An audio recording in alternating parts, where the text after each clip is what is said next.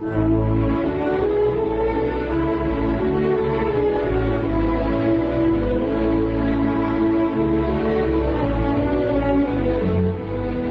Making of a Nation, a program in special English.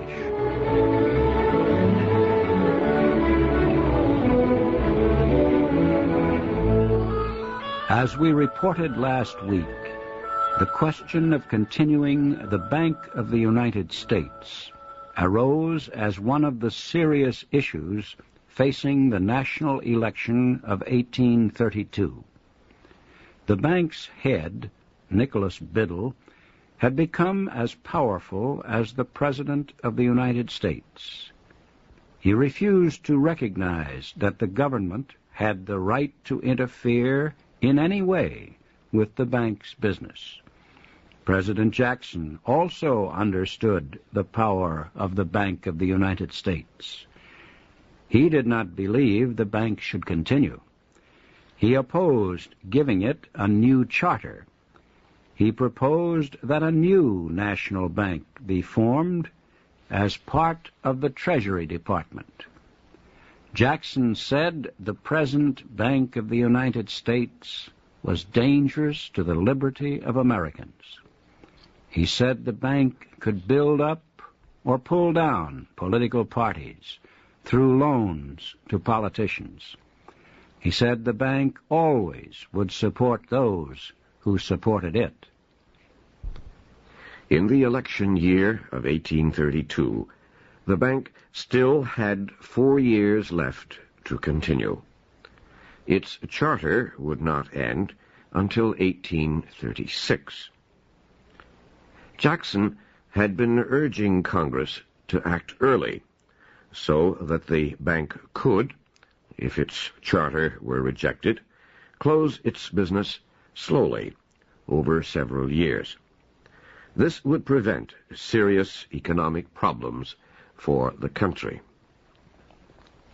Many of Jackson's advisers believed he should say nothing about the bank until after the election. They feared he might lose the votes of some supporters of the bank. Biddle felt that this might be the best time to get a charter.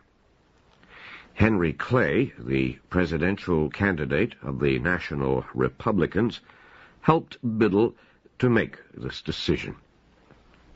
Senator Clay, however, was not thinking of the bank when he gave his advice. Clay needed an issue to campaign on. Most of the people of the country approved of Jackson's programs. Clay could not get votes by opposing successful programs, but he was sure that the issue of the bank could get him some votes.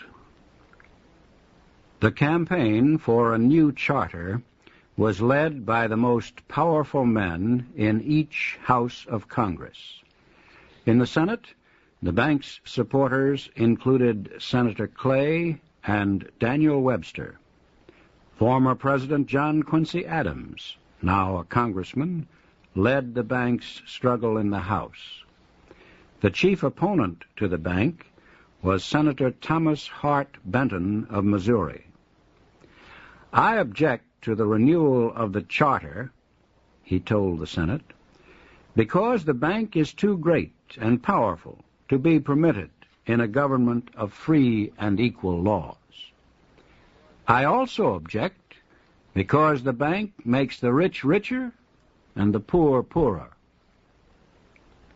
In the House, Representative Augustine Clayton of Georgia proposed an investigation of the bank. In a speech written by Senator Benton, Clayton charged that the bank had violated its charter a number of times. The bank's supporters were afraid to vote down the proposed investigation. It would be almost the same thing as saying that the charges were true.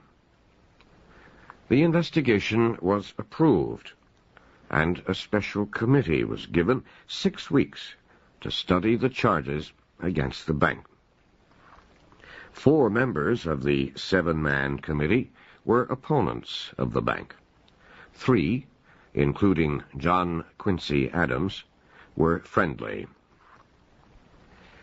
As expected, opponents of the bank found the charges to be true, and the bank's supporters found them all to be false.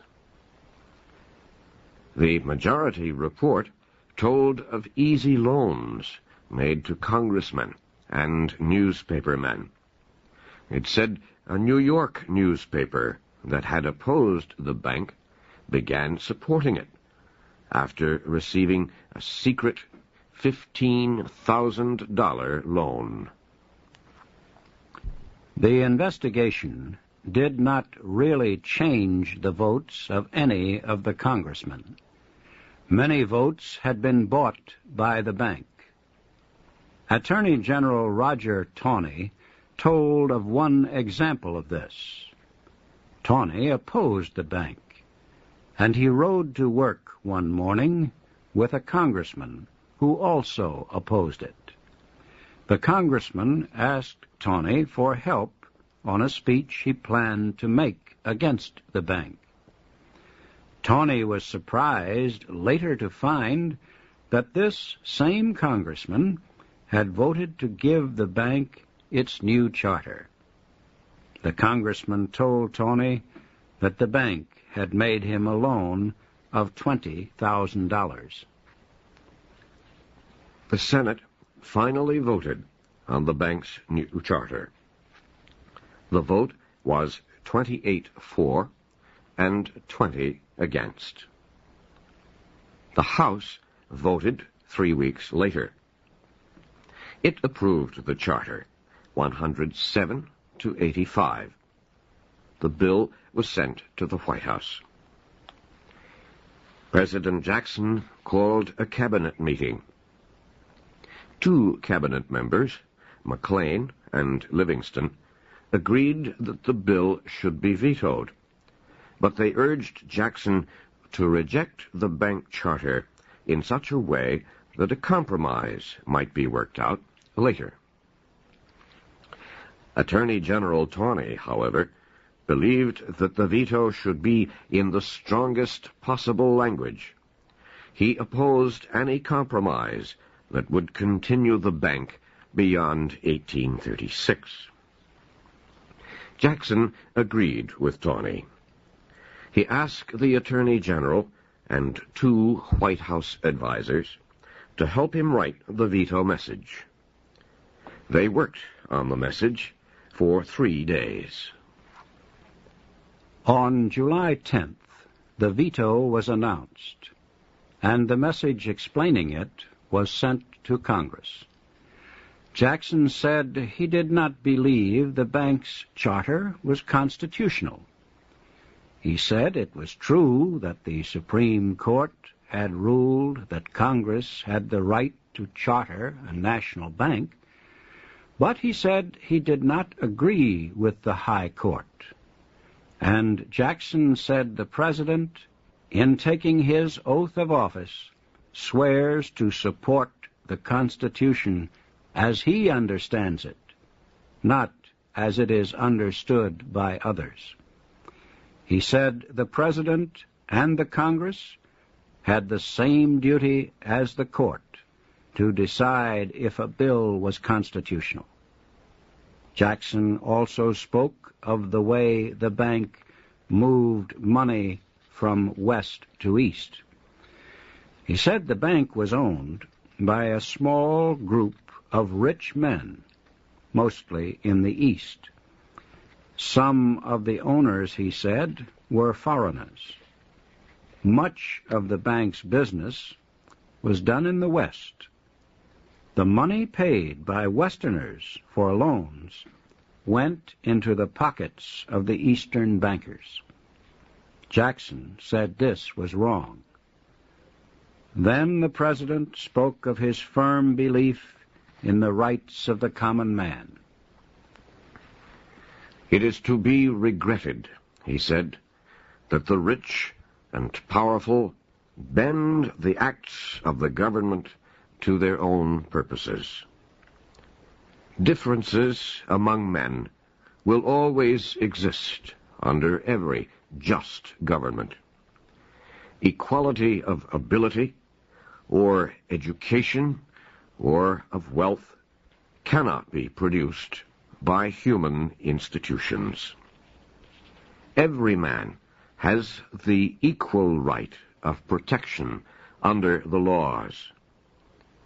But when these laws are used to make the rich richer and the powerful more powerful, then the more humble members of our society have a right to complain of injustice.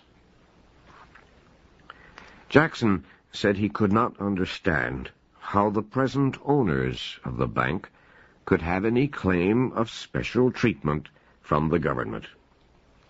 He said the government should shower its favors as heaven does its rain, on the high and low alike, on the rich and the poor equally. Henry Clay had made the bank bill the chief issue of the 1832 presidential election campaign. Andrew Jackson chose the words of his veto message for the same purpose: to win votes in the coming election.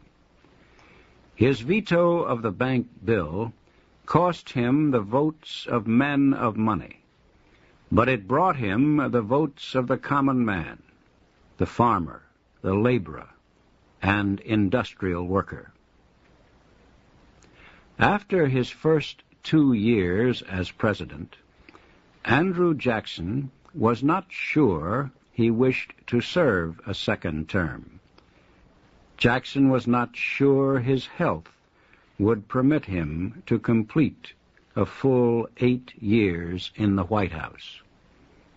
But he wished to be a candidate again in 1832, to give the people a chance to show they approved of his programs. Jackson decided that he would campaign again for president, but if he won, he would resign after the first or second year and leave the job to his vice president.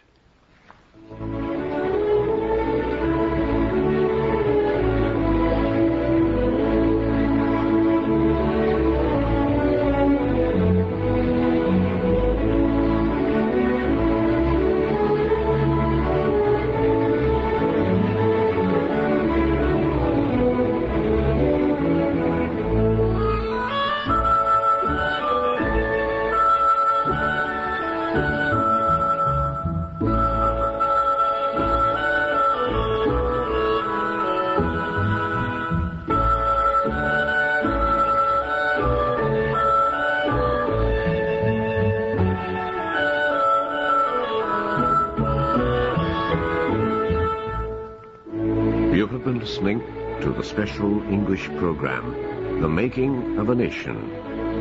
Your narrators were Mars Joyce and Stuart Spencer. Our program was written by Frank Beardsley. The Making of a Nation can be heard Thursdays.